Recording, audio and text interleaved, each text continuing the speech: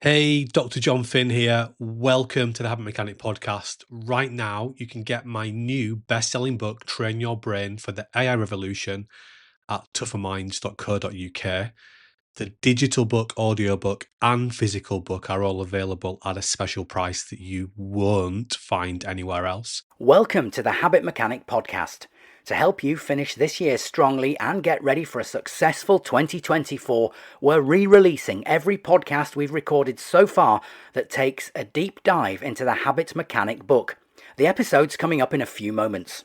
Remember, if you want to get your business off to a great start in January, get in touch to discuss how our Habit Mechanic keynotes or workshops can equip your people with practical skills that help them build super habits in 5 minutes.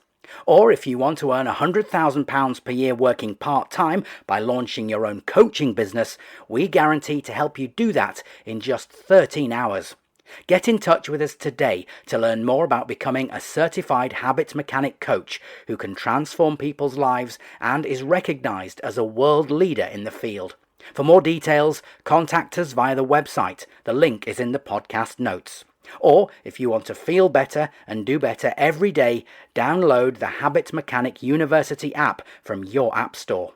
Enjoy the episode. Hello, Habit Mechanics. It's Dr. Jon Finn here. Welcome to another episode of the Habit Mechanic podcast. Today, we are going to dive into chapter 9 of the book. Chapter 9 is the first chapter within step 2 of the book. So the Habit Mechanic is separated into 4 distinct steps. The title of step 2 is Learn About the Secret Brain Science that will unlock your potential. And the title of chapter 9 is How Your Brain Works. This is the first of a few chapters where we really dig into the brain. So we're going to talk about this in detail. I'm also joined today by my friend and colleague, Andrew Whitelam. Andrew, how are you?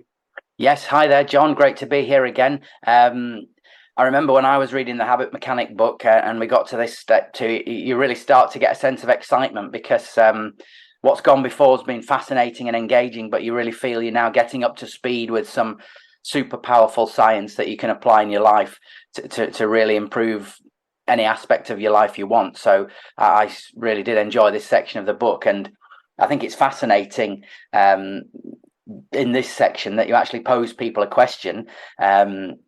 You rightly highlight how we live in a world of distractions and pressures.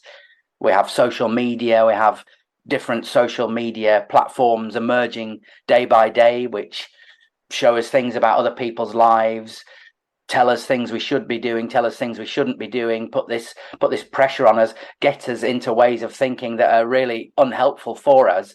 And you highlight that when we have what can be a very damaging situation and challenge in front of us, although it's very powerful and in some cases people find it very difficult, we do have a choice when we face these challenges. Yeah, so the starting point always has to be, how well did I do my best to be at my best? Because there are far more things that we can control, or let me rephrase that, we are in a better position to control how we feel than anybody else is to help us to do that. So we have an awful lot of control, much more than we give ourselves credit for. And when we start to learn how our brain works and how we think, then we've got a much better chance of managing the thinking process, therefore managing what we habitualize in terms of thinking and doing. Yeah, and to help people think about how they can choose to be their best, you do highlight a continuum. We've talked before about the VUCA world, the volatile, unpredictable, complex, ambiguous world, that phrase that many moons ago the US military coined to highlight the dangers of the world in a strategic military sense, but it applies so well to our changing societies and our changing daily routines because of things like social media and distractions. At one end there's that, and then at the other end, something you call me power conditioning. Yeah, so me power was a term that we came up with maybe, I don't know, 7 or 8 years ago now, just trying to capture this idea that we have an awful lot of power over our own lives. So me power conditioning is the idea that I am deliberately working on myself. We often connect the idea of conditioning with physical conditioning, but we can also do psychological conditioning. So me power conditioning is I'm deliberately putting my best foot forwards and working on myself. We see that with the T plan in chapter 1. How well did I do my best to be at my best? And doing me power conditioning is the first step to becoming a habit mechanic. And this goes beyond the individual. If you want to have a high performing team, a high performing organization, the first thing you're going to need is to pack it full of people that are doing me power conditioning, that are prepared to work on themselves, to be at their best, to take responsibility. So we have more power over what we think and what we do than we give ourselves credit for. And me power conditioning gives us something as tangible to I suppose label ourselves with, label our behaviours and our actions with, and other people's at a high level. Yeah, and I think that's so helpful when you fit it together with this idea of stating and pointing out to people that they do have a choice. It's not just them against this massive tsunami of distraction and pressure. They have a choice to and how to react, and me power is a fantastic way, I think, of capturing it and helping them. In the book, in chapter 9, you then move on to explain how we can start to begin working on ourselves and improving things. And the starting point is quite a succinct but powerful phrase: thinking about our thinking. And you get people to understand that the way the brain works at a very fundamental level, we're always thinking. You have a fantastic exercise for doing this. Perhaps you could take us through it now on the podcast. Yeah, so we're always thinking. That's quite hard to understand if we don't deliberately think about it, because we're so automated in our thinking and our doing.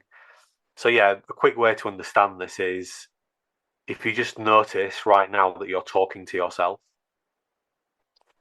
and if it's helpful to think about that, just imagine you're wearing an invisible pair of headphones, so you could cup your hands onto your ears loosely. Just imagine you're wearing an invisible pair of headphones. Think about the size of the headphones, the color of the headphones, the brand. Are they big noise cancellers or are they small pods? And then as you're doing this, you can notice maybe a favorite song or a podcast or album or playlist that you're listening to, or even audiobook. And then also as you're doing this, notice how you're speaking to yourself. And if you don't think you're speaking to yourself, notice how you're saying to yourself, I'm not speaking to myself. I'm not a crazy person. This is going on all the time. So we are speaking to ourselves all the time. So we are thinking all the time. It's always there. And when we start to recognize it, we can start to get more control over it. So instead of telling myself how rubbish the world is and how unlucky I am and how terrible my life is, I can refocus my attention onto all the things that I could be grateful for. Like, I'm really grateful for the person that made these headphones that I'm listening to the podcast on. I'm really grateful to the person that made the phone that I'm listening to the podcast on. I'm really lucky to have a roof over my head. I'm really fortunate to be able to have a few meals today, as many people in the world starving.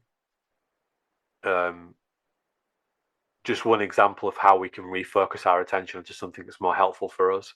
in chapter 22, we have lots of little frameworks that we use, like our WABers and our FAB frameworks, etc. But yeah, in short, we're always thinking. And I think that example, that little exercise, makes it very clear that we are, and that we can start to control and manage. I think probably manage is a better word. We can start to manage how we think to get our attention onto things that are more helpful for our health, our happiness, and our performance.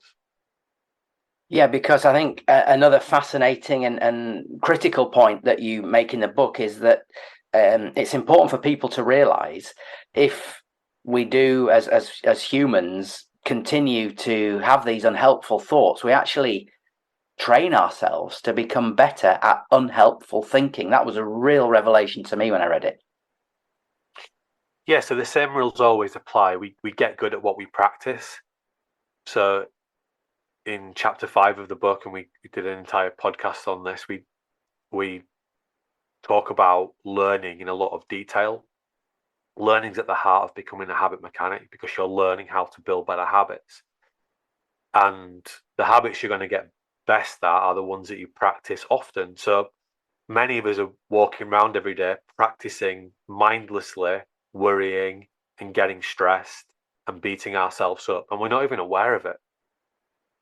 But it's going on silently, mindlessly. And that means that we're habitualizing that way of thinking.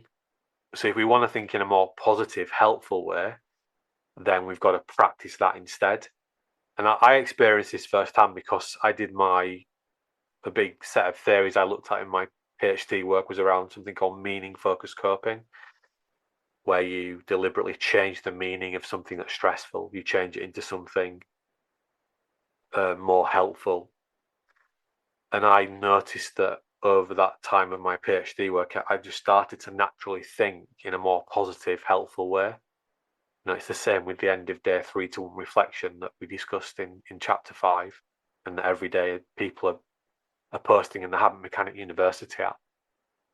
That's a way of practicing thinking in a different way, because the most powerful way to practice thinking is to write things down. So yeah, the things that we practice thinking about will become our habits, and already are our habits. And it's becoming easier than ever to think in a unhelpful way, because of the VUCA world, and because of,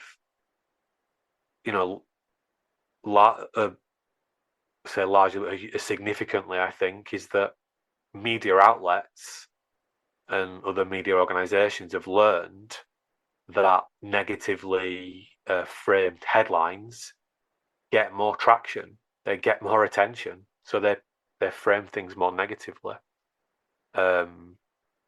because we live in the attention economy. So although it's difficult to get our attention onto helpful things, it's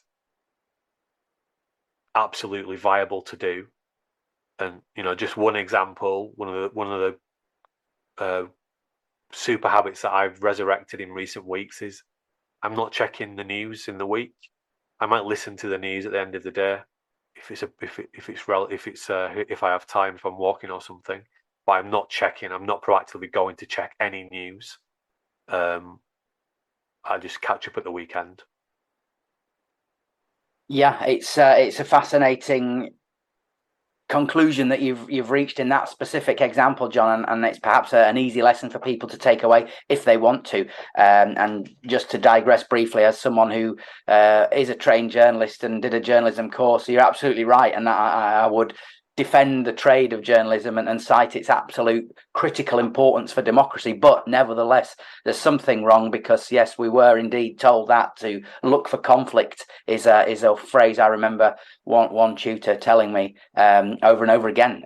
So that is an absolute fair analysis. But anyway, we'll move on further into chapter 9 and back to your analysis and the insights you're providing then about the human brain. And then I think what's so useful, again, in chapter 9 is you highlight very clearly how this unhelpful thinking can waste massive amounts of time for us, and time's a limited resource for all of us. That's right, Andrew. There are only 24 hours in a day. That's all we've got. And the visual metaphor that we like to use is that your 24-hour period is a bit like a barcode. So think of the white lines as representing times in the day, which when you're thinking and doing things that are helping you to be at your best. Think of the black lines as representing times in the day when you're thinking and doing things that are making it more difficult for you to be at your best and achieve your goals. And we've all got black and white lines throughout the course of our day. The key thing to start to work out is where are the white lines, where are the black lines, and then one small black line at a time we can start to reduce and minimize so that we have a better chance of spending more of our 24 hours doing and thinking things that are helpful for us. That includes high quality sleep. It includes high quality, what we call recharge. It also includes high quality focus work, etc. But yeah, I think that it's harder than ever or it's easier than ever to get more and more black lines in your day, and it's harder than ever to get rid of them. But if we take a robust habit building approach, we can quite quickly get rid of some of those red lines and start getting back more of our time so that we can spend more and more time doing things that are helpful for us. I hear on a regular basis from people that just after using one habit mechanic tool, building a really robust habit building plan around how they're going to use that tool, that they save at least 1 hour per day not being distracted, not doing unhelpful things. And often it's much more than that. People report 90 minutes up to 2 hours sometimes. And that's just after one sort of bout of trying to do this. So yeah, we can waste an awful lot of time. It's easier than ever to do. But equally, if we proactively do me power conditioning, we can get more of our time back. So we can be doing and thinking things that are more helpful for helping us to be healthy, happy, and at our best. Yeah, I think the idea of a barcode is a fantastic visual reference for people with the white being the helpful actions and thoughts and the black being the unhelpful. I mean, just to help people really get this concept really fixed in their heads. Obviously, it's in the Habit Mechanic book, which of course we want everyone to read. But just for someone casually listening to this podcast, just give us an example then of a white line, if you like, a helpful thought and action, and what the full gamut. But it's not perhaps as obvious as people might think. And then on the contrary, the example of a black line. Yeah, it could be doing your daily tea plan, a white line. It could be doing some exercise before you start work in the morning. So there would be some examples. Black line might be trying to multitask, so trying to do some focus, clever, what I'd call eye sculpture building work, but then you keep breaking off to check your email, so you're trying to multitask when that doesn't work. Black line might be having a cup of coffee before you want to go to sleep in the evening. Could be staying up too late rather than getting good quality sleep, meaning that you'll be tireder the next day, less productive, etc. So yeah, and I think when people use our habit metric tools in the book, I think the first one's in chapter 12, and then we have some more in-depth ones in chapter 16, and then we have the leadership habit metric tools in chapter 29, or maybe actually 28, 30, 31, 32, 33. When you start to use those tools, you quickly recognize where the black lines are for you, and where you can start to get some wins in terms of getting rid of those black lines. Yeah, thanks, John. I think it's a really, really important thing for people to understand that this time well spent versus time unproductively spent can also include things like thinking unhelpful thoughts. It really is a revelation when you first are presented with these concepts that are in the habit mechanic, and of course you've used in your training with tens of thousands of people and different organizations over the last 20 years. I'm gonna move on to talk about the rest of chapter 9 in a few moments, John. But just briefly, I know you've been working on your one-to-one leadership coaching activities and working with more and more people to help them improve the people they work with, their teams or their people's happiness and performance. Just give us an update on that, if you would. How's that going, and how can people learn more about it if they wanted to? Yeah, well, in relation to that, we actually had an article published in Forbes where the headline was, what was the headline? I can't remember. Psychometric tests don't work was basically the thrust of it, I think. Yeah, I saw that as well myself. Yeah. Why habit metrics are a better solution. So we're actually starting to get that kind of traction now around why our leadership development is so much more powerful than the average thing that's out there. I think that the difference that people tell me about our leadership development work is that it doesn't just end with analysis or predictions about leadership behavior. It actually shows leaders step by step how to build better habits across our 4-stage leadership model: the role model, the action communicator, the cultural architect, the SWOT coach, and also using our 5-stage team power model. So leaders have actually know what to do, and they know how to help themselves, but also their teams build better habits, and get rid of more of these black lines. So yeah, the leadership development work is going really, really well, and I think it's harder to be a great leader than ever before. So this stuff's more important than ever before because change is happening at a rate of knots. So leaders' jobs are harder, and the whole new way that we're working, the hybrid approach we're taking, is making it more difficult to lead because communication, collaboration is more challenging, therefore influencing other people's behaviour is more challenging. Therefore, our leaders need a different set of skills to the ones that they used when they saw their team members every day in the office. So yeah, the work we're doing with the leaders using our proprietary habit metric tools is really good, and it's really powerful, and we're just getting great results. So I'm really pleased by that. Yeah, fantastic, and it's fascinating how at every point of when we discuss the services you offer, just in brief on some of the podcasts, they connect back so clearly to what we're discussing in the content of the Habit Mechanic book.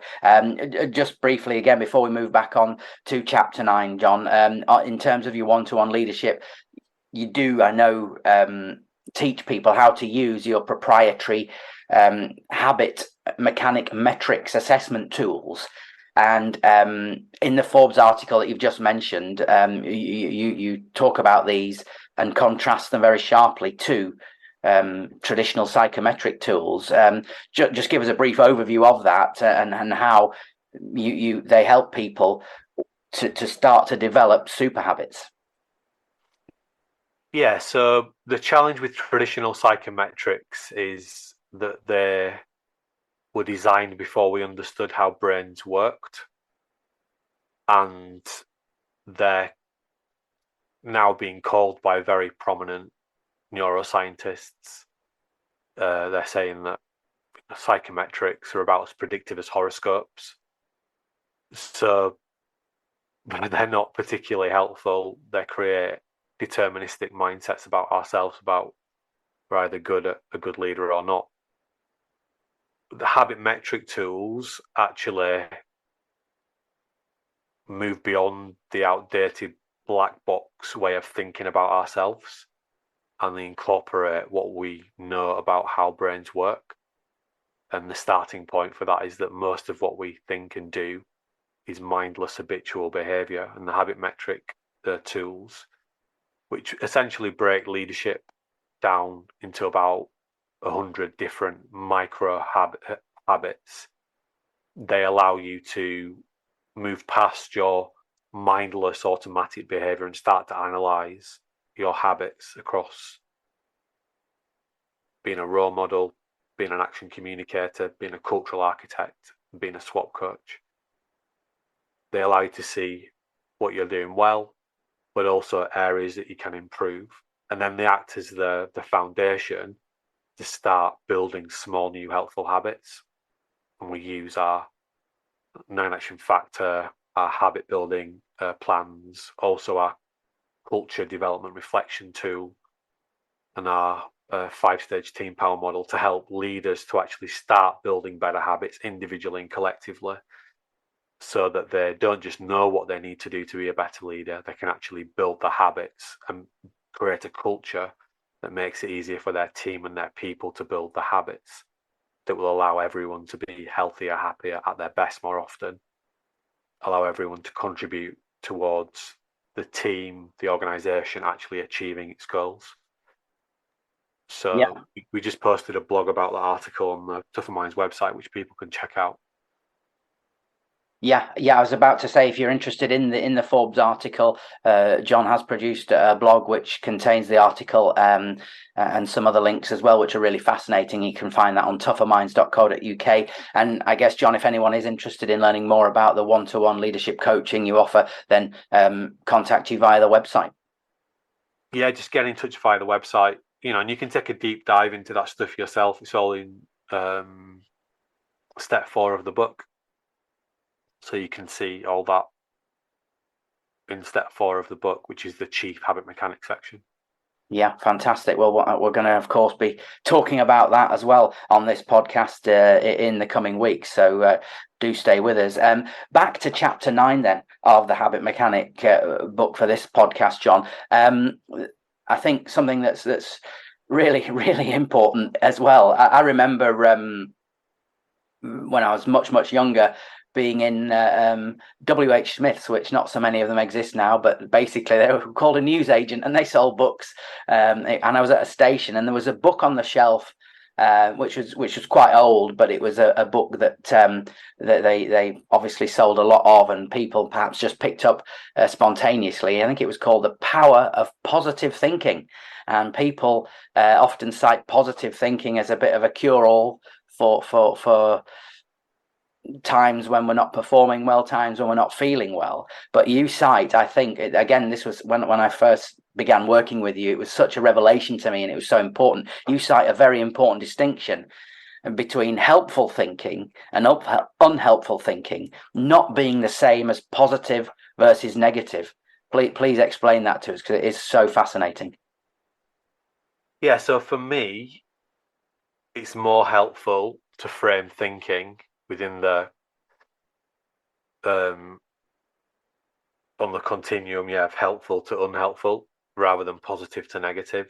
So sometimes something that's positive can be really unhelpful.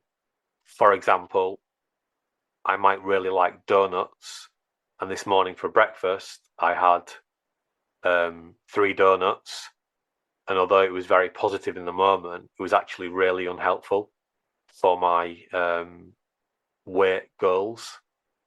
We see that in chapter 23 in the confidence chapter. I talk about Jean Twang's work, Generation Me, where she looks at the role of the American education system forcefully injecting confidence into the education system, and the negative impact that's had on young people, being not very resilient, being very fragile. So in that example, one just simple example there is that if we want more people to have more confidence, they said no one's going to lose anymore, everyone will be a winner, so everyone's going to get a trophy. And what that's actually led to is lots of young people with really high self-esteem but really low self-efficacy, which leads to really fragile confidence. So that's another example where positive has actually been really unhelpful. if we flip it round, sometimes a negative can be really helpful. So within the thrust of that same example, or similar to the Gene Twangy confidence example, if I get some negative feedback from my boss today, it might not feel great in the moment, but it might be really helpful in helping me to develop and get better at my role. If I step on the weighing scale and it isn't where I want it to be, then that might be really helpful because it's the kick up the backside I need to start getting my diet and my exercise back on track. So it's important not just to get fixated on what the positive psychologists would call the hedonic treadmill, just positive, positive, positive, positive, positive. We need to strike a balance between the positive and the negative. The way, or a model that I'm very compelled with in that space is Barbara Fredrickson's work on flourishing and languishing. And that's where the 3-to-1 ratio comes from. She talks about 3-to-1, 3 positives to 1 negative is a minimal ratio for flourishing. She calls that grounded positivity. So the negative gives us something to work on and to improve and to keep going, and the 3 positive give us the confidence and the belief, that it is worthwhile to keep going. Sometimes that ratio needs 11 positives to the 1 negative because the 1 negative can be so helpful, so heavy rather. So yeah, we can go into the weeds into the theoretical stuff there, but at a high level, I don't think it's very helpful to think about thinking as positive versus negative. I think it's much more powerful to think about thinking as helpful thinking and doing versus unhelpful thinking and doing. And of course, that's going to be absolutely subjective based on your experience. And that's also central to the habit mechanic approach. We never tell you what you need to do. We just give you the insights, we give you the toolkit, and it's up to you to work out how to make it work in your own life. For something that's very helpful for me might be really unhelpful for you. Something that's really unhelpful for me to think and do might be really helpful for you to think and do. So we just need to know what the rules are, the parameters, and then work out the middle bit ourselves. Yeah, it's fantastic. There's a couple of things I'd like to just pick up on there, John. I know throughout the habit mechanic, you use lots of examples drawn from high performance sport. Of course, you yourself were involved in high performance sport, and I know, whilst never having been in the room when it's happened, we know it happens and takes place. Sometimes it's useful to consider and draw these parallels with the way that high performance athletes and players work. Let's specifically say in soccer or football, a player might be shown by a coach an example of a mistake they've made, which is very negative, a negative experience perhaps, and might have resulted in a really high profile setback or failure on the sports field, which we know generates massive media attention. But as you say, it's a helpful kick up the backside for that player, provided it's presented correctly. And of course, you talk much more about this in the leadership work you do, and in the habit mechanic book. It's helpful for the player to have that shock to the system, if you like. Is that a fair parallel to draw, to take that example from sport? Yes, but it depends on the player, and the best coaches, they almost know the ratios they need to communicate to the players with. So some players are 11-to-1 players. They need 11 positives for every negative. And there'll be a reason for that, because, they may have had, there's one player I remember working with, very high profile in terms of the next best thing, the next big superstar, etc., that have been treated really poorly by, let's say, an old school, in fact, a very high profile old school manager that just completely destroyed this kid's confidence to the point where you would ask, what are the important things in your game as a striker? And he'd say speed, strength, and you'd say, well, out of 10, where do you think you are in terms of speed? And the guy would say, I'm about a 6 out of 10. this guy could have been a 100-meter Olympic sprinter if he wanted to be. He was that fast. I think we might have just lost you then for a moment, John, and it's the best part of the story. So could we have that again, please? You were telling us how the guy rated himself. Yeah, so he rated himself, let's say, for speed, 6 out of 10, when the reality was he could have been an Olympic sprinter if he'd have wanted to be. He was that fast. For strength, he gave himself something similar, maybe a 5 out of 10. Yeah, he was 6'2", really built, really strong. That was his self-perception. He didn't see himself like others saw him. So yeah, that's why it's important to understand the science that sits behind it. This is all about brain function ultimately. If you give people too many negatives, the limbic regions of the brains take over, the PFC shuts down, and people can't learn from about the thing you're trying to get them to learn from the video feedback, if it's a sports example, because their cue is out of the cage, if you like, and all it can think about is the worry and the problem and the threat. So yeah, I think the best coaches, they are using, it's almost like that player needs about this ratio, this player needs about this ratio. But the negative's really important. Sometimes for another player, they might need 3 negatives to 1 positive because they might be super cocky and arrogant. So they might need a kick up the backside in order to get them to really focus and understand that their current behavior isn't going to get them to where they want to be. So yeah, this is almost what we're covering in chapter 9 is the basics. Where we need to get to with this is, first of all, understand how it applies to ourselves, but then as a leader and a manager, understand how we can use it to positively influence other people's behaviors. Yes, I just think it's so worthwhile for people to be introduced to that idea and to start to get to grips with that idea of helpful versus unhelpful thinking is a much better way of considering it rather than positive and negative. Just one more thing on that, Johnny. You said something there which I think is very interesting. You used the word self-efficacy versus self-esteem, and I think that's again another great distinction for people to understand. Just tell us about that, please. Yeah, so confidence isn't one thing, it's got 2 parts. It's got esteem, which is your belief in how good you are at something, and it has efficacy, that's the evidence that supports your belief.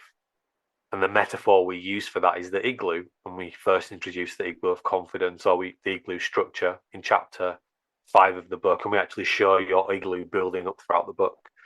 But then we dig into that in more detail in chapter 23, the confidence chapter. So the idea of you have, it's like your life in terms of your confidence levels. You've got almost a housing estate of igloos, and you've got an igloo representing each important part of your life. You could have leadership, could be the MBA that you're doing, you could have been a parent, you could have been a good family member, you could have the Italian language that you're learning, you could have your golf, whatever it is, parenting. So you've got all these igloos. They're in different states of repair. Some are really well built, some are just got foundations, but the overall structure of the igloo represents the esteem, the belief, and then each individual building block is the evidence, the efficacy. And if we want to have robust confidence, we need to have both components. Yeah, that's another revelatory thing that I found about reading The Habit Mechanic. That these concepts really help you to understand how you work, and that's so helpful. Well, chapter 9, John concludes then with a look ahead to the content that's coming, and you give us a hint of how you're going to explain the very complex different models of the brain that you use, although of course they're very, very accessible and very practical in the way they're presented in The Habit Mechanic, but massively complex science behind this. But let me assure people, very readily digestible and easy to get to grips with, and enjoyable to get to grips with in The Habit Mechanic book. But you cite three different things, three models, if you like, of the brain. At the end of this chapter, a simple model, a medium model, if you like, an intermediate, as you call it, and a complex model. Just give us that teaser that you give, please, at the end of chapter 9. Yeah, so in the coming chapters, we're going to dig into each of these models. The simplest way we explain how the brain works is via our lighthouse brain model, where we first introduce the character Hugh, horribly unhelpful emotions, and also Wilhelmina power or willpower, and their relationship in the most basic way we can explain it. Then we dig a bit deeper in the second model, which I see it's like the intermediate model, which is the ape brain, the alive perceived energy brain, versus the hack brain, the helpful attention control brain. People who are familiar with Tougher Minds and the Habit Mechanic are familiar with the ape brain and hack. And we talk more about some of the high level brain structures involved in the thrusts of how we instinctively behave and how we can start to manage those instincts to build more helpful habits. And the most complex level, I suppose, of what we're talking about is emotional regulation. And that can be almost a nonsensical term. But my hypothesis is that emotional regulation is the number one thing, is the most important thing we can learn how to manage and get better at. And that's the foundation of building a new habits, being able to regulate the old behavior, and so we can start to build a new behavior. And actually we can build emotional regulation into a habit. So we can build what we call implicit emotional regulation. So it's like semi-automated emotional regulation. And I go into the details of that and the brain sites involved in that within that chapter, which we'll come on to in a few episodes' time. So yeah, this chapter is a real foundational introduction to how our brain works. And the highest level is that it's always on, we're always thinking. But we can also start to manage how we think, so that we can be thinking and doing things that are more helpful for us being at our best. I remember when I first started to do some work with you, John, and I attended one of your presentations, and this was the crux of it, about how the brain works. I actually felt a physical impact. It was so revelatory to me. What sort of reactions do you get from people when you highlight this to them, when you open their eyes to this? Yeah, I think it's just positive, because it allows us to understand ourselves in a completely different way. You know, why wouldn't we teach this to young people? This should just be the first thing that everybody learns about. The whys are because we've only in quite recent history learned about it.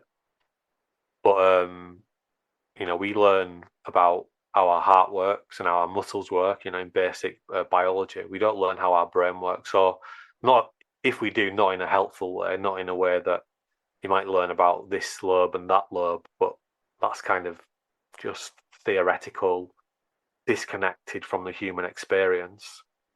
Why wouldn't we learn about how our brain works, so that people have a better understanding of why they do the things that they do? And it's more important than ever to understand these models, because the way that we are being automated to think and to do is becoming less and less helpful for being healthy, happy, and at our best. So if we want to do me power conditioning and proactively work towards being at our best, then it's going to be much easier to do that if we actually understand how our brain works. The thing that, if I see people after those presentations or I'm working with over a period of time, I always hear about people laughing at themselves more, but also telling me about other people's shoes and aprons and just how they don't recognize what they're doing. So yeah, I think very quickly learning about these models just completely changes the way you think about yourself, but also others in a really positive, helpful way. Yeah, it certainly does, and I've seen countless examples. I can tell people of that look of revelation and realization on people's faces. It really is a fascinating moment to see. And if you go onto the Tougher Minds website and you look at some of the case studies, and I'd say in particular look at the educational case studies, you can see kids that are about 10 years old talking about this stuff and talking about how it's changed what they do just by learning about this stuff, which is also fascinating that you can learn it at such a young age and it can have such a big impact on your life. Yeah, but as you say, John, I think it is because of the very, very accessible, very practical, digestible way you present these ideas. And I think it is something, in my experience, that young people do readily accept and do readily get to grips with, and it helps them in the same way as you rightly say they might learn about other parts of their body. And we that's certainly part of my education when many decades ago. But it would be fantastic to think that young people were shown and had their eyes open to this aspect of being alive. I think it would be so useful. Yeah, well, hopefully we'll get there, and this will just be what people learn about. And I can see the habit mechanic GCSE coming in the not too distant future. Well, let's hope it's sooner rather than later. Yeah, it's been great to talk about Chapter 9, John. Thanks for your time once again. Please do like and subscribe to this podcast. Leave us a 5-star review if you can on the podcast platform of your choice. Don't forget to check out the Tougher Minds website, tougherminds.co.uk, the blog section, as John says, with that new article that John's written for Forbes.com about psychometric testing and why they don't work, and habit metrics should be what we're thinking about. It's been another fascinating episode, John. We'll look forward to many more. Anything else you'd like to say in closing? Well, thanks for listening, first of all. I hope that's been interesting for you. And I think the thing to, I'm going to say think, I think quite a few times here, the thing to be thinking about is your thinking, and that you're always doing it, and that many of the things that we automatically think about are not always that helpful for us being at our best. If you've got a copy of the Habit Mechanic book, just skip ahead and take some of the self-assessments, and that will make it easier for you to analyze your current thinking and whether it's helpful or not helpful. Particularly look at the ones in chapter 17. There are 2 habit metric tools in there.